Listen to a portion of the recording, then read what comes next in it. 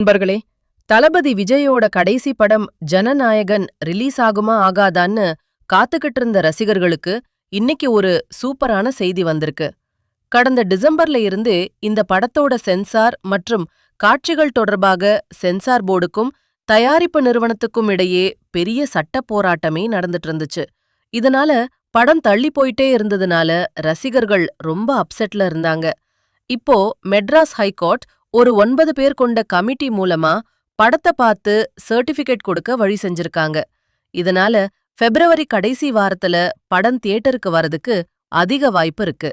Takeaway: ஒரு வழியா சட்ட சிக்கல்கள் எல்லாம் முடிஞ்சு விஜயின் கடைசி ஆக்ஷன் த்ரில்லர் படத்தை தியேட்டர்ல பார்க்க ரசிகர்கள் இப்போ ரெடியாகிட்டாங்க.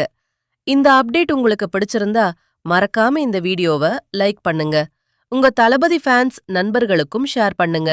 இது மாதிரியான சினிமா செய்திகளை உடனுக்குடன் தெரிஞ்சுக்க நம்ம சேனலை சப்ஸ்கிரைப் பண்ணிங்க.